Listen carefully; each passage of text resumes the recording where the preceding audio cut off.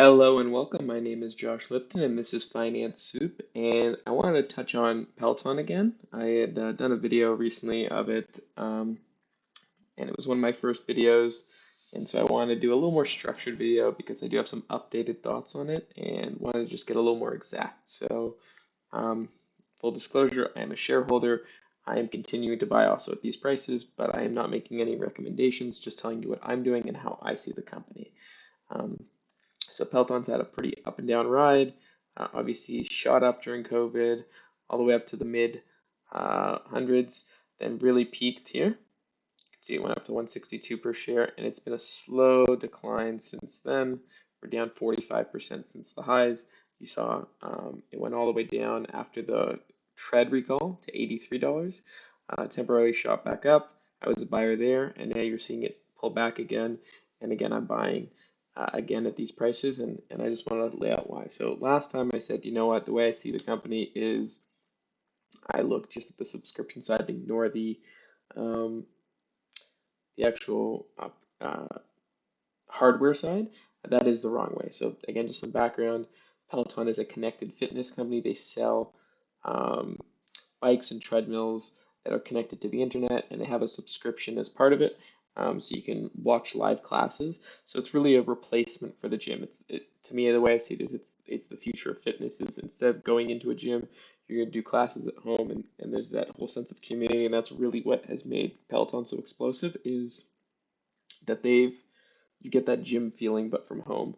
Um, so I wanted to go and do a little more of a DCF as well as one more thing that I think is helping, that will help the company in the future. Um, so again, I'm going to go to Finbox. I'm a big fan of this site, and go to Peloton.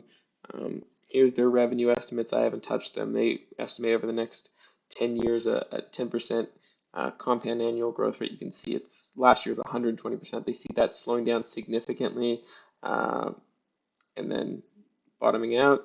Not sure why they see a big jump there. You know what? Just for fun, let's lower that to 15%. You can see that does hurt the upside, but still significant. Currently, they're cash flow negative, but you can see um, that they expect, obviously, the company one day will make profit. I lowered the discount rate to 8 and the terminal value to 2.5%. That's my usual. Do I think they could be more than that? Yes, because I think they could easily up prices in the future. But let's ignore that for now. So again, you're talking long-term average EBITDA margins of 12.9%, and Finbox is saying there's lots of upside here. You know what? Let's even just lower this, just for argument's sake, to 15%. Let's lower the long term to 15, and it still says it's undervalued, though by less. So again, I always try to take a very conservative approach when looking at things.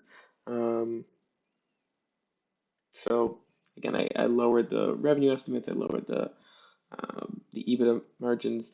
Now let's go a bit more, and it still says it's undervalued. Um, and I also do this little um, analysis of my own where I take the revenue, the market cap, and what are the long-term growth and margins of this company. The way I see it is the margins I see. Um, you can see here Peloton has currently about mid 40% gross margins. It did go down recently, but I actually expect that to normalize in the mid to high 40s, just because they bought a company that makes exercise equipment, so that will improve their margins long term, I think. Obviously, they're not yet profitable, which is why you can see operating margins have been improving, but they're not at scale yet.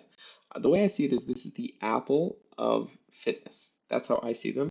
So while I don't think they'll ever get to Apple margins here, I have Apple, who again also has 40s, high 30s, mid 40s% gross margin, but they have operating profits in the mid 20s to high 20s, maybe even up to 30 sometimes.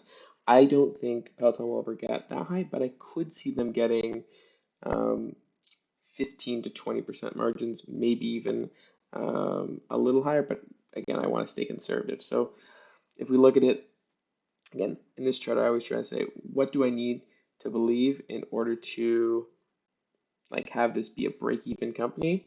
And do I think that's reasonable? So we can see here, and by break even, I typically mean about 7% return, which is what the market does. So the break evens here are around here, I guess. So if you believe that they'll get 12% margins, which is on the low end of my estimate, you only have to believe they grow at a compound rate of 15%. Um, Again, considering that grew last year at 100%, 120%. Will that continue? I don't think it will continue at 120, but I don't see this trend slowing down anytime soon. I do see very high growth rates for the next couple of years before obviously it will slow down eventually. So I find this 15% compound annual growth rate extremely reasonable. Um, if we went all the way up to 20% margins, then it would only need a 10% growth rate. So again, I look at this and it looks like a interesting risk reward from a valuation standpoint. Um, so then I try to look at the other factors. So like, is it a best of brand product? Yes, people love their Pelotons. There's great community. People really enjoy it. And then the macro environment. I think people are going to be. I think there's more of a shift towards this community element of fitness. I think people are. The pandemic has changed people's habits for good. I think you're going to see more people working out from home. I also think that as hotels and travel open back up, I think it's going to be normal to see hotels have a Peloton gym or cruise ships. I could see that as well. Um, but the most interesting one to me, an interesting factor I think is going to help this is actually the buy now, pay later space. So that's companies like Affirm, Klarna, so I can't remember which one it is. I think it's a firm. Is actually their largest client is Peloton, because again, these are expensive bikes, and treads they cost thousands of dollars, and so that's expensive for someone who's on the a little bit on the lower economic scale to afford. And typically, this has been only for extremely wealthy people. That's been the target market for Peloton. However, they have stated that they are trying to bring down the cost and make it more affordable because their goal is, again, they want to up the number of users because the way they see it's similar to the iPhone. The iPhone was you get an iPhone and then they're in the ecosystem and they can monetize you elsewhere, again, typically through the App Store and Apple Music and Apple TV Plus. And again, they make revenue on the App Store, all these ways. So it's sell a phone that's great and has margins, so it's covered. It's not like it's at a loss leader and then monetize elsewhere. That's the same thing here. They're trying to bring down the cost so they can increase their total addressable market or TAM. So sell to more people, and maybe they make less money on the phone or on the bikes and treads, but they can monetize it more in the subscription service. So that's I think their long-term vision, and I think this buy now pay later is going to help because you know for some people who are a little more cash strapped spending $2,500 on a treadmill it's tough. And so these buy now pay later allow you to finance them in a much more affordable way where, yes, you're paying 40 bucks a month for the subscription, but maybe you roll into that another $30 a month um, for the payment of the bike or $50 a month. I'm not sure exactly what it would be, but you know, it's much more affordable to do that and than to put that big outlay up front. So I think the combination of buy now, pay later is really helping Peloton expand their total addressable market, and I see that helping their growth rate. So again, I'm very bullish on the growth rate. So while I try to take a conservative approach and say, is this realistic? I think there could be huge upside here in terms of both the margin, because again, the more bikes they sell, the subscription side is extremely high revenue, and so that's really I think that's their goal is get as many of these bikes and treadmills out there and other future products that they're going to make, and then monetize the hell out of the subscription where, you can up the price, similar to I said the other day with Netflix. Once you have a sticky product, upping the price of the subscription by $1 or two, it might not lead a lot to churn, which is like people saying, opting out and saying, I'm not going to use this anymore. But it has a massive impact on your profits because 100% of that price increase goes to the bottom line. So I'm a big fan of Peloton. I think this company is a buy at these levels.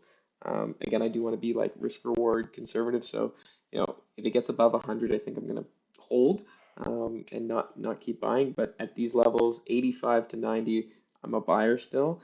It is starting to become fully allocated in my portfolio, about 3 to 5%. I don't want too much of it because there's still risk. Fitness has had fads before in the past. So while I think it's a great product, I think it's a good valuation, there are still risks involved. So yeah, those are my thoughts on Peloton. Hope this was helpful. Would love to hear your thoughts. Are you buying? Are you selling? Let me know in the comments below. And again, my name is Josh Lipton. This has been Finance Soup, and have a great day.